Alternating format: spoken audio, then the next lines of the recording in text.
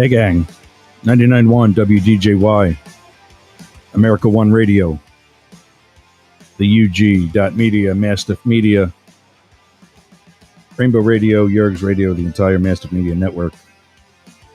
It's Thursday, and yes, if you've seen the title, we're going to talk about white power.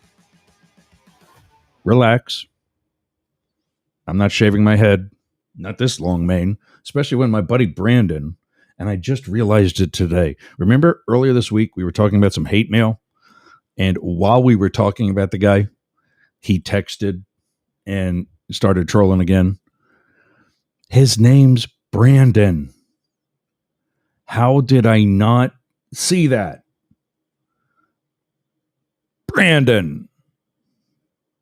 Anyway, white power is the title of today's episode. Yes, it's clickbait. Hate me for it. That's the only reason you should hate me for it, because you fell for it and you're here.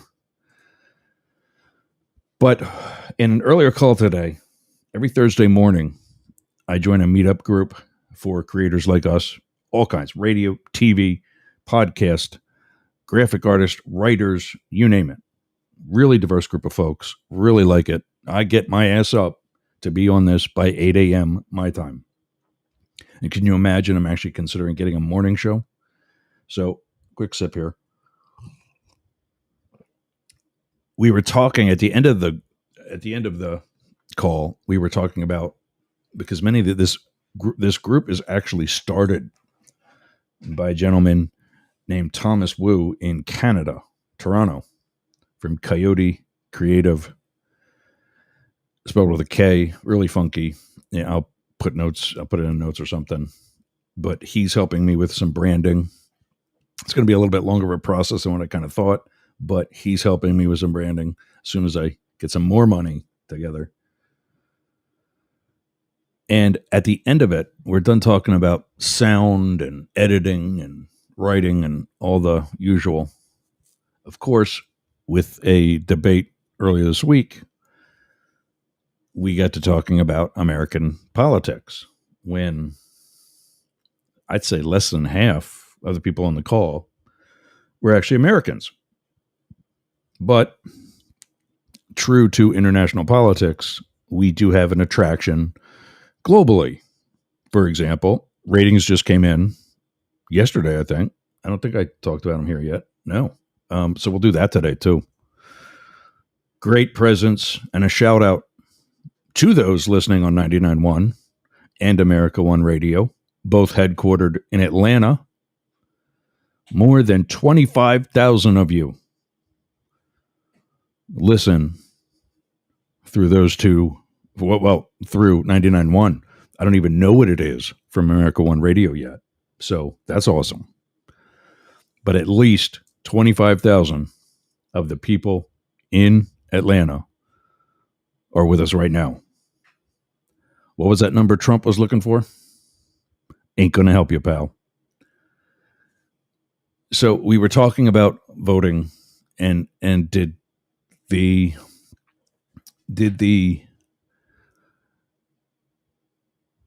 debate sway anybody? You know, and I said it when I said it sometime yesterday. I was guesting on my friend Travis's show, The Point, last night from 8 till about 10 o'clock. I didn't know it was going to go that long, but it went pretty fast. And I think I said it there, but I think I said it to somebody else too. Oh, after the debate on Tuesday, I said it to Blake from our Friday episodes, who joined after the debate. I said, we can vote now. We can vote right now. Nothing is going to change in the next month and a half, month and 3 weeks, whatever we got left till Election Day. We can vote right now. And the Canadian folks on the call this morning were of the opinion that there is still a large populace of undecided voters. And we were all like, no, that everybody's probably made up their mind. You know where I stand on it. I don't think November is going to be close. I think in the current trajectory, the way Trump is just the train wreck that he is, the way so many of his followers who are still remaining can't see him for what he is, at least not publicly. My dad said something a couple months ago that I think is pretty ingenious. And that is that everybody talks a big game. Trump, Trump, Trump. But what happens when that curtain closes? Or when they, depending on the type of voting booth, maybe you just squeeze in between the two dividers and it's just you, those levers, or that pen or pencil, and the paper ballot, whatever. And just you and the opportunity to quietly speak your mind. Nobody's going to know what you put on there. And many people, he suspects, may not be putting the person whose name is in their front yard. And I've talked about that, and I'll talk about that again today too. But it came down to one of the demographics that David Beckemeyer pointed out is how the media follows all sorts of minorities, but never says anything about your basic white male. And I'm like, wow, I think he's right. I voted for Trump, or excuse me, no, oh my God, whatever those Catholics do. I voted for Bush twice. Happy about it. Wasn't the best option out there, but of the two options that were viable, he was better than Gore. And he was better than Kerry. I'm confident in that. And I think a lot of things that presidents take credit and blame for are more cyclical than they are by their doing. So, the 2008 housing crisis was going to happen regardless of whoever was in the White House, because everybody before him allowed the banks to do what they did that caused that. It wasn't just Bush. So, myself as an example, I voted for Democrats. I voted for Republicans. Nobody asks me for an interview because I've switched my vote on occasion. Oh, it was just 11 hours, 11 minutes, and 11 seconds. That was so cool. Nobody's asked for an interview based on my voting selection. And I've seen that one of the demographics that is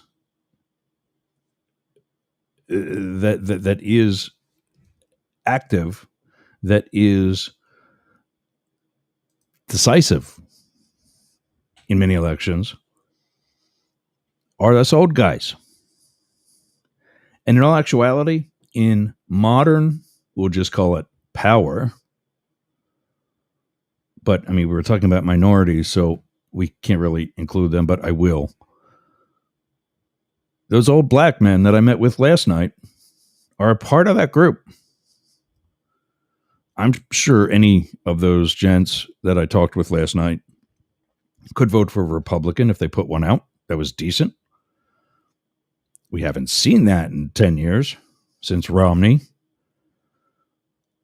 I could have gone okay with Romney being president. I wanted 4 more with Barack, and that's fine. But had I lost that, and by the way, the only election I ever did lose, same thing with Alan Lichtman, the political scientist, was 2016.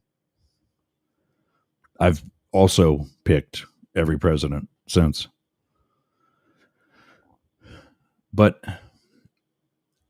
this demographic of a silent majority, and that's going to be today's morning motivation as well, from Emperor Marcus Aurelius.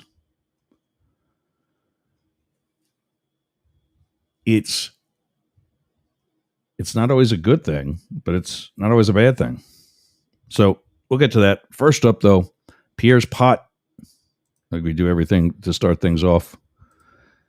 Pierre's pot is a dedication to a favorite disc jockey that I've had literally since I was a kid and who's still at it. One reason why we need to honor him as well, Pierre Robert from 93.3 WMMR has been with that station since 1981. That is more than two of my Secret Service careers. He's been earlier in the morning, but mostly the lunchtime, late morning, early afternoon drive times. And he does a thing where he picks out a good citizen, also known as a listener, and gives them a toast for whatever good Samaritan thing they've done. Today, it is fellow Yerg's Radio host and presenter and podcaster, and one of the guys on the call with me at 8 o'clock this morning, David Beckemeyer, who brought that to my attention today, that there is a decisive group that's often not talked about, and that's us old white guys, old bitchy white guys. So, and there are a bunch of other things that we talked about that he brought to the table, and his podcast is Outrage Overload. We were talking about a new soundbite that he's got for the podcast, some of the music that we often do. We were saying to stay with the old one, even though it's 45 seconds long, stay with the old one. I think he's going to use this one elsewhere throughout his brand. But so today, the toast of the morning sauce, also known as coffee, hence the pot, is in your direction, David. Thanks for what you do. Thanks for contributing to Yerg's Radio. And he is also, we'll talk about him again in a second. I'm going to go over the ratings from WDJY. He is also doing rather well. So, toast in your direction, David. Thanks for everything. Another time for a sip.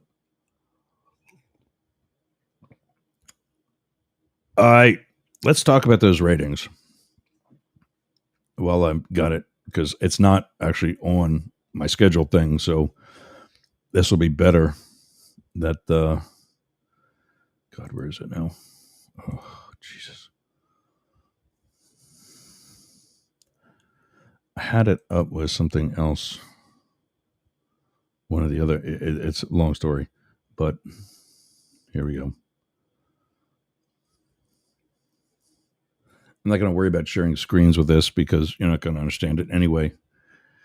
But the station itself pulls a cumulative listenership of 500,000 people. For the small station that it is, that I think is amazing. That it's not mainstream, that it's not commercial. There's no advertising. You get another station that's there, that's it. And in the 11 a.m. to 12 noon spot, which is where we're at, up the middle, at this point, we were not on Wednesdays, so this doesn't count Wednesdays. And that's fine because we weren't there. But 11 a.m. Monday through Friday, except Wednesdays, we were averaging daily in that spot, which is the show, 15,000 and plus people. You're like, dude, you said 25. What are we missing? Well, during that time, we did a replay of our 2-hour long show from Fridays, even though only one of those 2 hours was live with 99.1. The second hour was played on Friday played on Saturday at 5 in the afternoon, for which we averaged another 7,000 listeners. So now we're up to 22.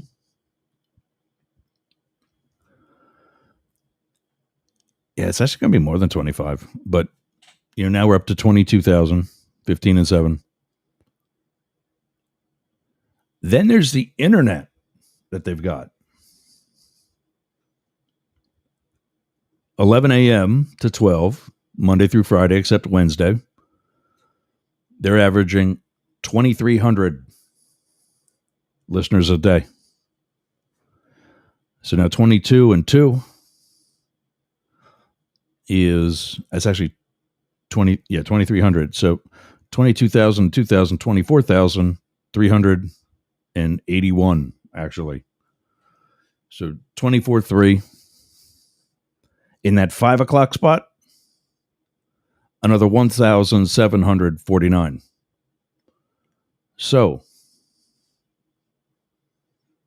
24.3 and 1, 25.3, and another 700. Actually, over 26,000 listeners during the spring. And again, that's the spring 2024 report. So, from the message that I got,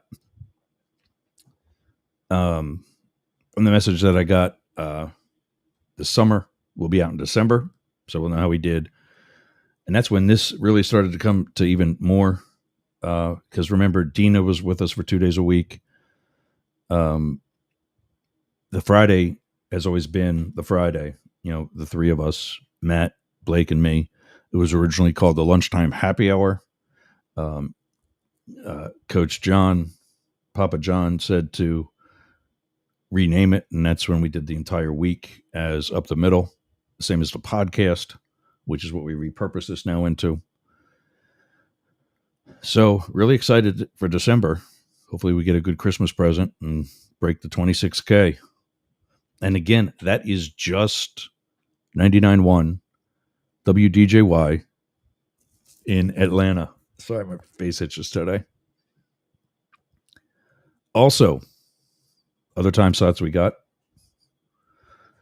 are Friday afternoons. This is David's. David Beckemeyer is also on Yerg's Radio, Rainbow Radio, and here on 99.1. He's at 4 p.m. in the afternoon on Fridays with Outrage Overload.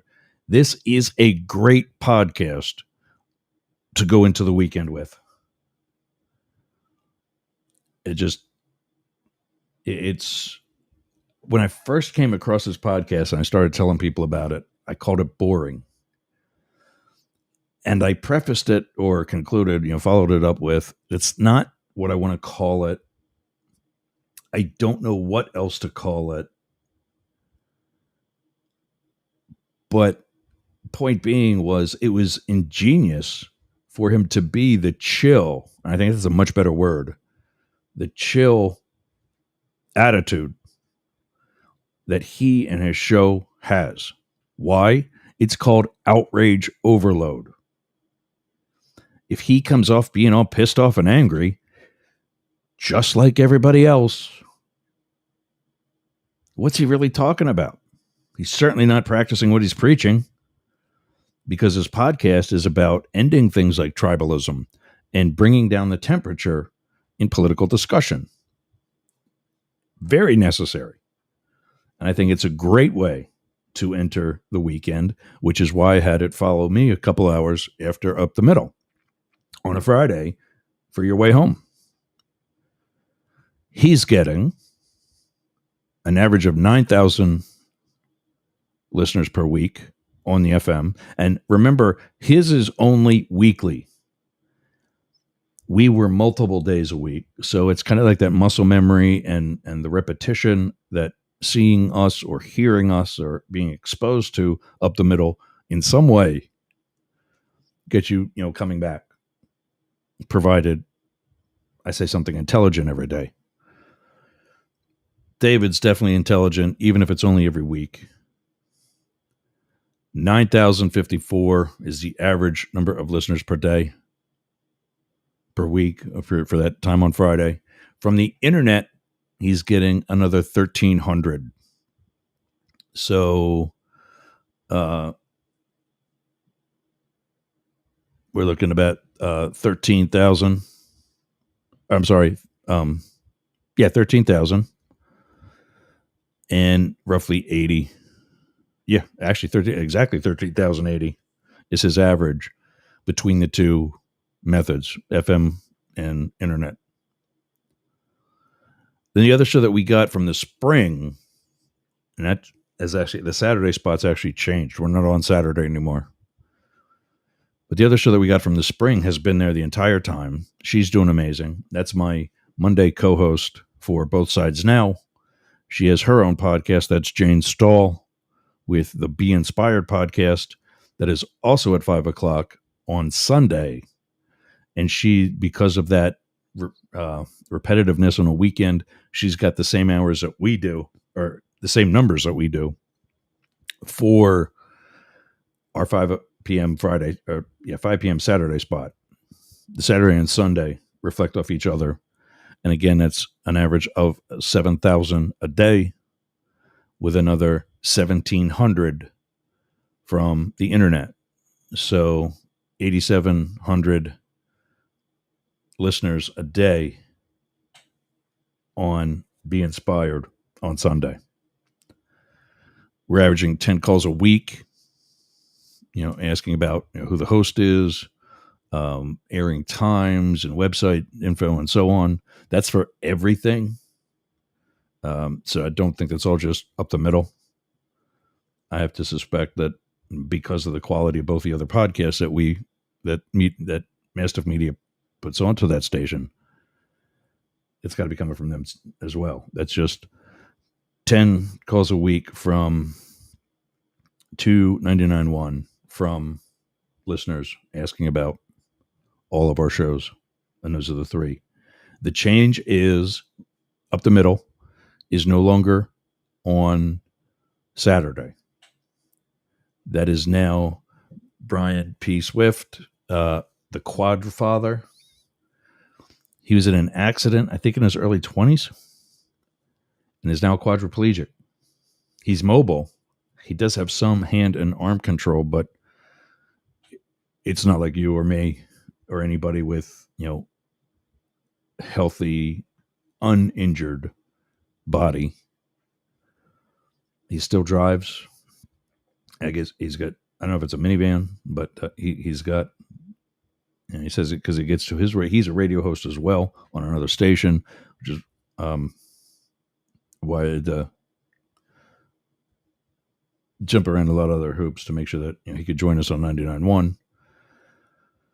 But he is now in that Saturday spot and has been for a couple of months. So I'm excited to see again what December numbers bring.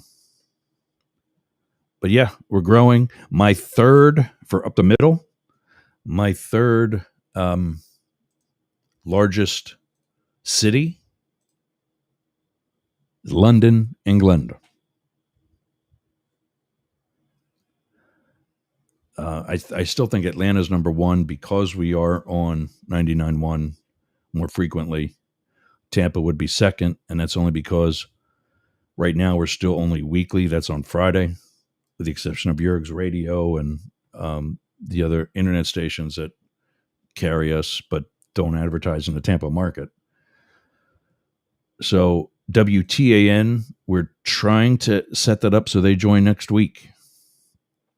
And at that point, we'll be exposed to about 4.5, 5 million listeners from as far as the population base.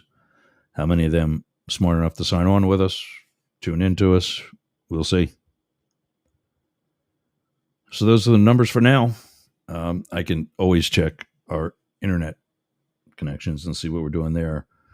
Like I said, that's still really in a growth phase. I'm not even worried about it. I'm just showing people that it's available. The van's paid for.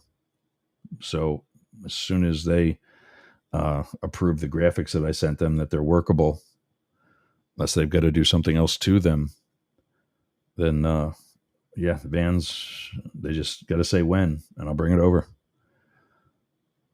So, white power. It's not that white power. So just relax. And really, I'm starting to consider, like I said during the introduction today, maybe this is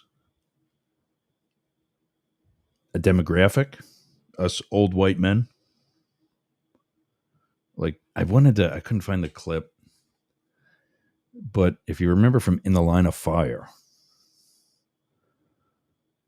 um, let me just see if I can get it one more time.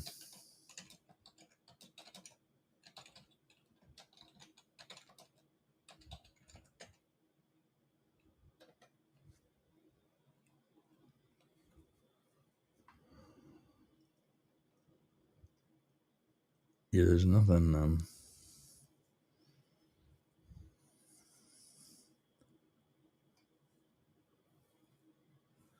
I actually had that.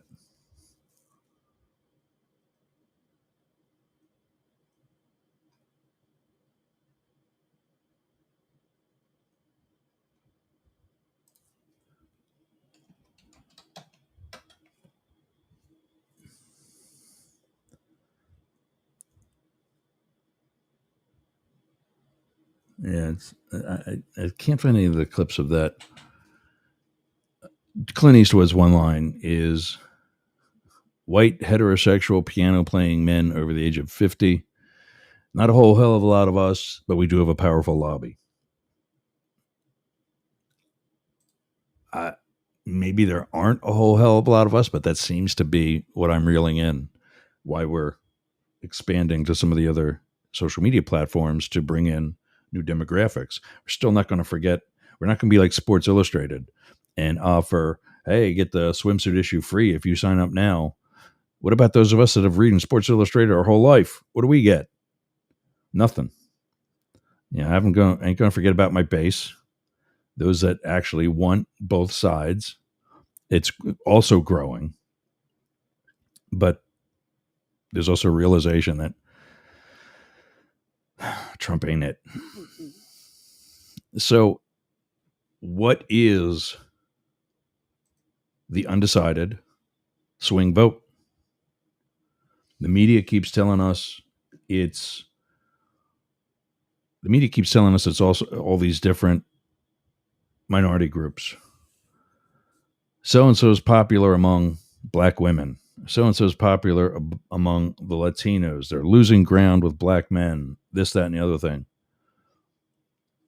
Well, what's that? If this is so close, which I don't think it is, but if this is so close, what's keeping it close? And more importantly, who is it that's really going to tip it? And we all kind of agreed, all the white guys that were on this call this morning agreed we've all not both, we've all voted for both major political parties at one time or another. Even like the one guy is a Republican. I don't know what David is. I'm an independent. You guys know that. And when I say independent, I mean non-affiliated. I'm not a part of like the independent party or I'm not a part of any party at all. I've never been. Never will be. If that means I don't get to vote in a primary, okay, fine. I'll vote for the best at the end. Whoever's left.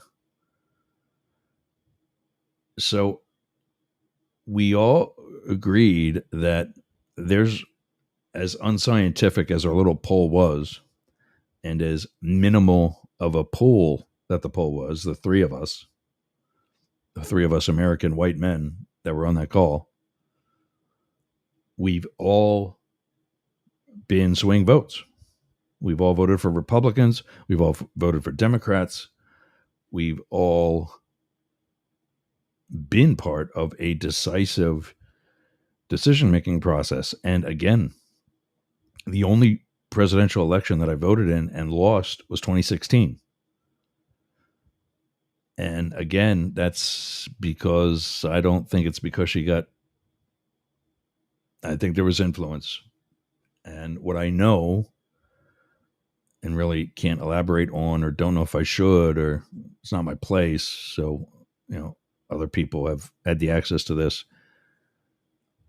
I'm just going to leave it at, yeah, there was influence. I know many of the Trumpsters thump their chest and say, oh, that was debunked. Well, actually, no, it wasn't. The level to which some of the accusations were have been debunked. But the Russian intelligence community was running around saying we did it. And some of the things they knew, they wouldn't have been able to know unless they did it. And I've often said we got screwed in 2016.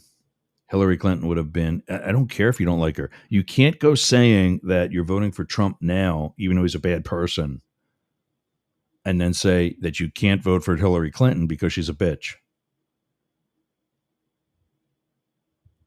What's the difference? And the sad and tragic part about that for our history is that she's not a bitch. I know her. She's a sweetheart. She's got a great sense of humor. And she's been the brains behind Bill's administration as governor and as president. Not that he's a dummy, mind you, but he was accused. He said it. He tells a story when he was governor. He was actually voted out of office. He ran for re-election and lost. And he tells a story about being in a diner with one of those swing voters, older white male, farmer, voted against him. He says, what was it that I did that made you make that decision? And it came down to something to do with taxes. I don't remember exactly what. And Bill's reaction was, you mean if I do this, this, and this, you would vote for me? The guy turns, looks at him, and says, oh, hell yeah. He gets up, doesn't finish his meal, gets up, runs to a payphone. Not even he had one of the cool car phones in this day. And this was, mid 80s. Calls Hillary and says, Hillary, I just talked to someone. We're running again. We're running again. And literally the rest is history. It was soon after that he appeared on Arsenio Hall, sunglasses and sax, and played his way into the hearts of American people. Really, scandals or not, has never left. He's maintained one of the highest approval ratings any former president's ever had, now recently surpassed by Barack Obama. And he's still a celebrity, still a huge celebrity. And he was, let's count them. So we're in Biden now. So we got Trump, Obama, Bush. He was 4 presidents ago. And still very popular.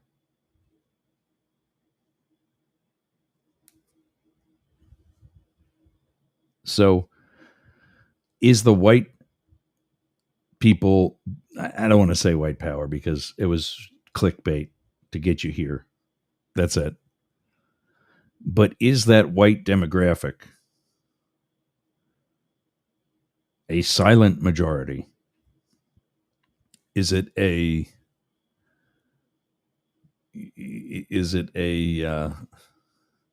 silent majority? Is it a decisive group?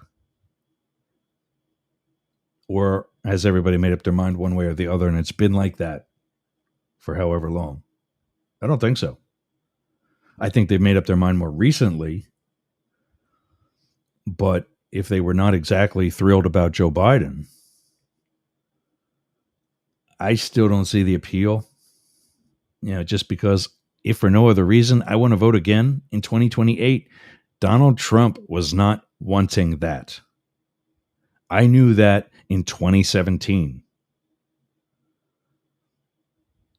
Don't say he was just joking. His staff is running around saying it. Wait till you see us in our second and third term. Don't call yourself a patriot. Don't call yourself an American. Don't call yourself for democracy if you think that statement's okay on any level. I don't care if it's a joke. We're talking about the president. Remember the whole most powerful man in the world thing? We're talking about the president. And that is never okay to go towards, as Jon Stewart would say, monarchy crap. Speaking of Jon Stewart and some of the other things we got in store here, I've got to take a break. It's 11:38, actually 11:39 on 99.1 WDJY, America One Radio, and the rest of the Mastiff Media Network. It's Yergs, and up the middle. We'll be back after this. Smell nasty. Do you want to freshen it up a little bit? Go to aromabypeter.com. Check out all of Peter's candles. It's what we burn here in Studio Yergs. I'm burning right now leather scented candle. That's right, leather scented. So go to aromabypeter.com/Yergs and check out his candles today. I'm Jane Stahl, retired English teacher, and with my BFF, Susan Bebeck, we manage Studio B Fine Art Gallery in Boyertown, Pennsylvania. We showcase the art of hundreds of local artists, publish books of the poetry, prose, and art of local writers, offer classes, art parties, workshops, discussion groups, cater dinners. We've even hosted a wedding. And we're here to be the go-to place for friendship, learning, and fun in our community. Virtual tours of our exhibits are available right here on Yergs Radio. Let us introduce you to some amazing art and artists. Check out Jane Stahl and everyone at Studio B in Boyertown, Pennsylvania. Please visit our YouTube channel, Talk TV 24. How's your website doing? I'll tell you how mine's doing. It's awesome. Yergs.com is gotta be the best website for anybody in podcasting or any sort of broadcast solo journalist like me. How did I get that? Limit Break Digital. Limit Break Digital did my website with Yergs.com. They did YergerGroup.com. They take care of my marketing, my branding, and help me get the message out to you. Go to limitbreakdigital.com/Yergs for 10% off your next project. That's a $3,000 site, Yergs.com. And you can get 10% off that by just going to limitbreakdigital.com/Yergs today. Talk to Jay. That's my guy. We all got a guy, and Jay's mine. limitbreakdigital.com. Hey, you guys work out? Let me get some background music here. There we go. Did you hit the gym as much as I used to? God, it's been too long. I haven't been doing it. But as you also know, the past year and a half for me now has really sucked. I haven't been in the gym since April of 2023. First, my dog was getting sick. A lot of financial issues, a lot of stress, a lot of anxiety. All things that should have had me in the gym, but I wasn't. In part, I was glad I stayed home because I spent those last couple of weeks with Moby, who, as you know, passed away in May of 2023. That sent me into a funk that really sucked. Now, I'm pulling my ass out of it and getting back into the gym. I'm seeing all these hot guys online, and I'm like, oh, that used to be me. Gravity took over. because I let it take over. But what do I need to get out of that? I need some momentum. That's why I'm going back to Monster Mouse. It used to be Monster Mouse. Monster Mouse Fitness. Bayonet Point is now Momentum Fitness and Wellness. I'm back there. I'm feeling better than ever. I'm not looking better than ever. That's coming. It's a process. It's a year and a half of eating a lot of corn chips and pretzels. But I'm coming back. Feeling better, active. My energy's up. Shorts are too big again. There's 38s and 40s. Slide right down. And give me a copper tone and I won't even know it. But check out Momentum Fitness and Health.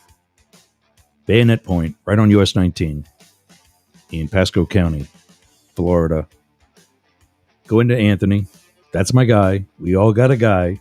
Anthony's my guy. He's the owner. Tell him Jörg sent you. He'll set you up. New, updated equipment, bigger space. They took over one of the businesses that was aside of them.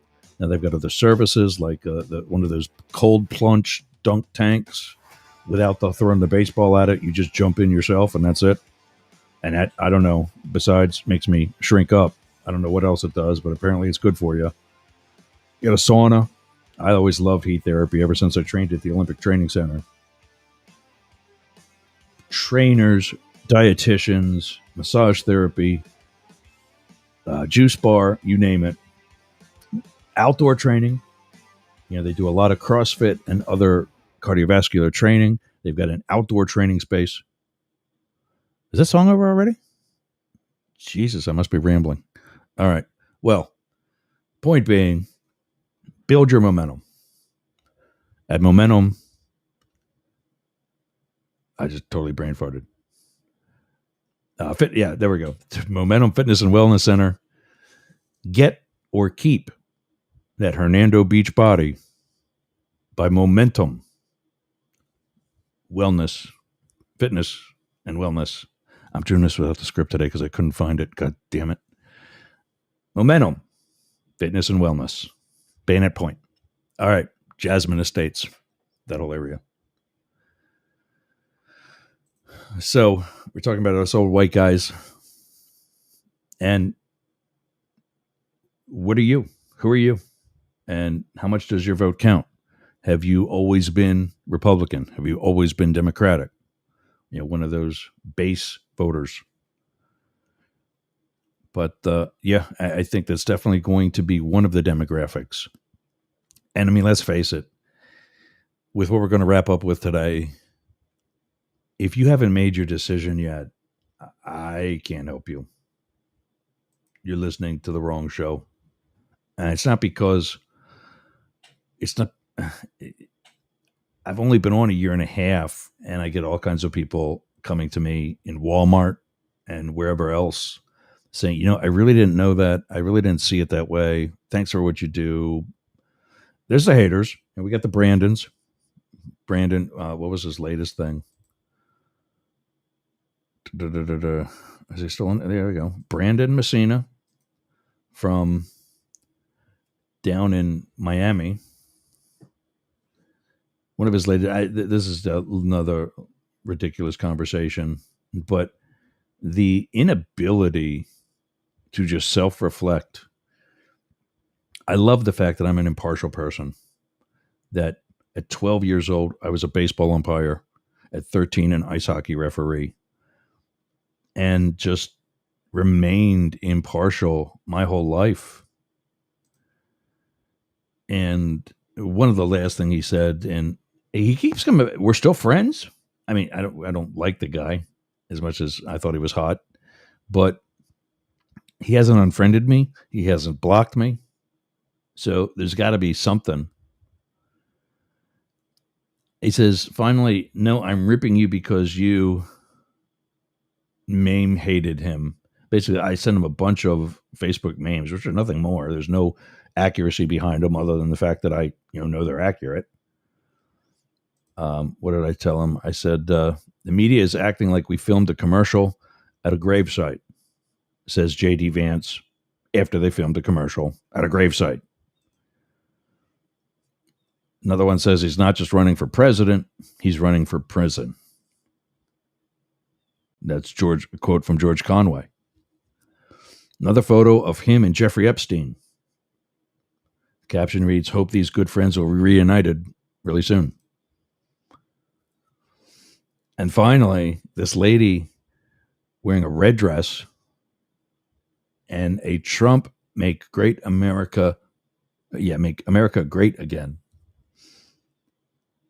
on her knees praising Donald Trump like she's in church. Caption, of course, reads, "Nah, it's not a cult."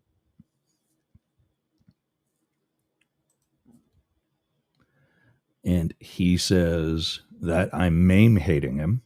No, I'm just showing you stuff that you think. This is your thought process, dude, not mine. And then he says, of course, again, you are a clown. You are rooting for a failed politician who's enriched herself while in power. Name one politician that leaves politics poor. Yeah, I didn't think so. Some effing free thinker I am. After Kamala is destroyed in November, please don't cry. She's collapsing already. I'm like, so I ended it with, this was Wednesday. I ended it with, did you watch last night? And that meme is her with a mop in her hand, and Donald Trump's head is on the end of the mop with like a real like scared look on his face. Basically, she's mopping the floor with Donald Trump. And the caption reads, "In case you missed the debate, ... But that's what we're dealing with. I'm not a liberal. I'm not a progressive. I don't know. I'm not the negative far right fascist view of woke. Am I for vaccines? Am I for science? Yeah. Because I don't know. Maybe they're scientists and I'm not. Tony Fauci doesn't care what politicians say. If he did, he would have stepped in line with Trump and not risk being fired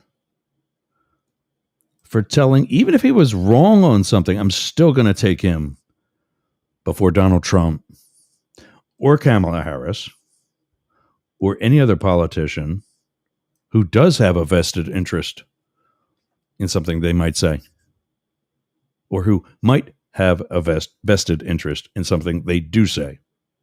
Better that way, I think. So Brandon, checking in. And to be clear, as I kill myself gagging, the guy is without question hot. No doubt. But it can only go so far. All right, let's wrap up with come on. That's really not all that great. Let's do it this way. One of the things that he said in the debate Tuesday is that he has nothing to do with Project 2025.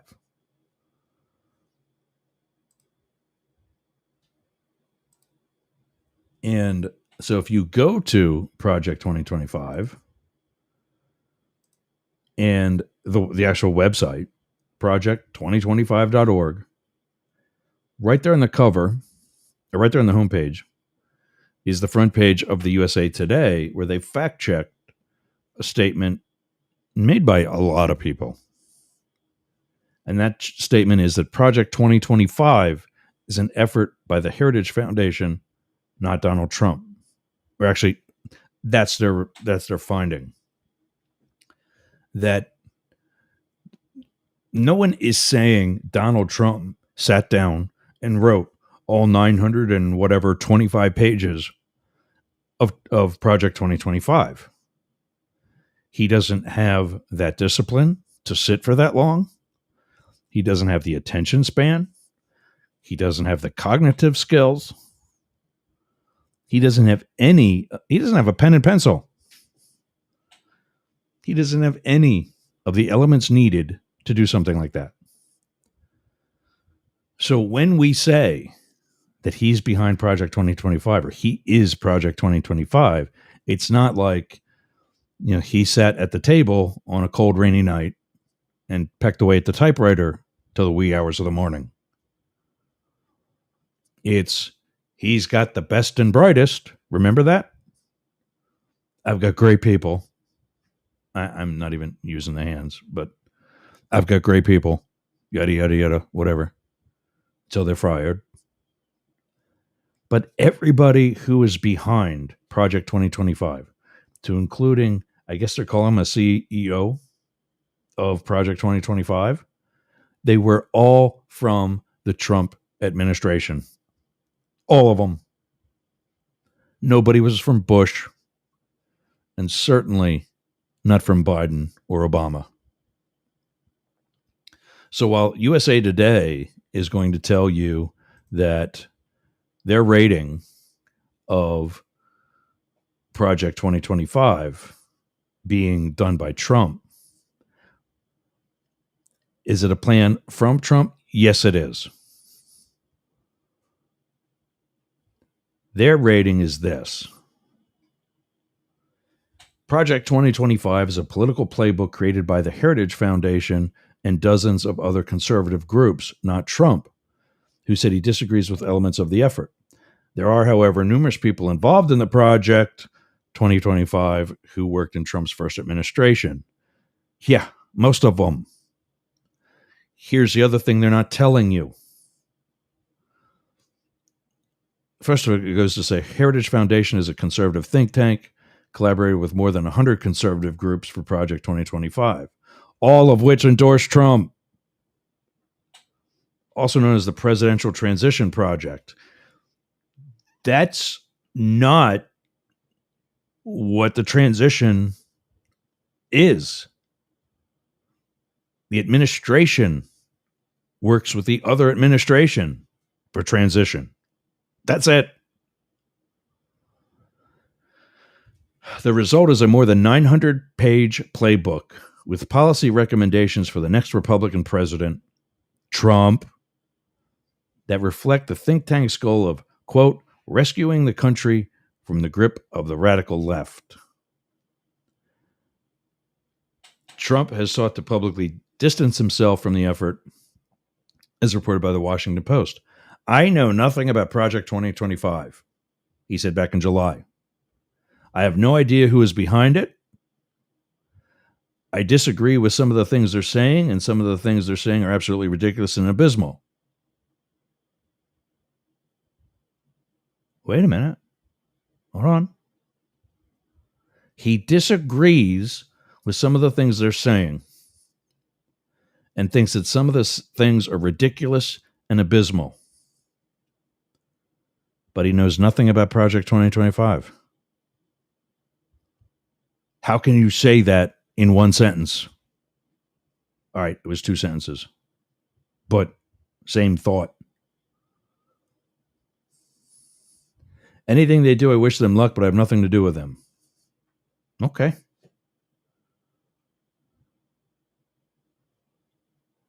Okay. He's got nothing to do with them. Let's take a look at this other little thing called Agenda 47, which is his.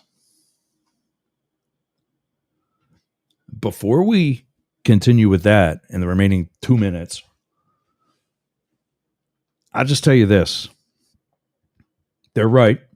There are 900 and some pages in Project 2025. He's listed one time by name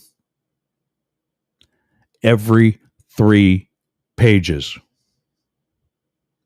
That is more than 300 mentions in a document he knows nothing about, has nothing to do with, and doesn't like.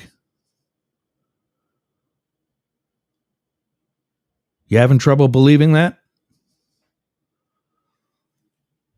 President Donald Trump. Oh, it's always Donald J. Trump.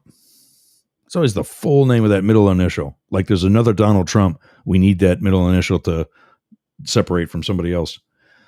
Declares war on cartels because ask George Sr. how that worked out. Ending veteran homelessness in America. Okay. No welfare for illegal aliens. Okay.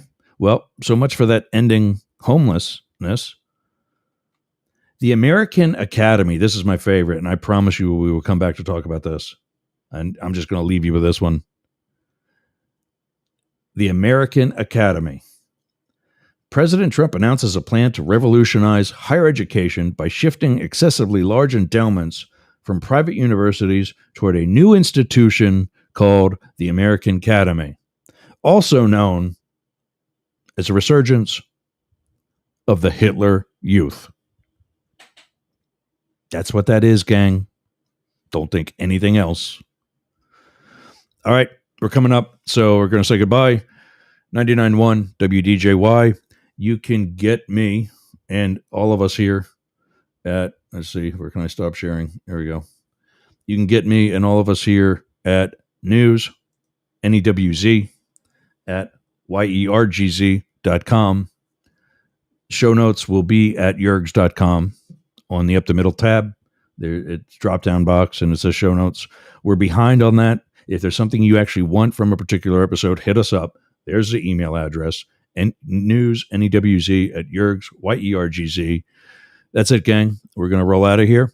It's Thursday. We'll see you tomorrow. 2 hours tomorrow. Blake and Matt will be back, and we'll see you then.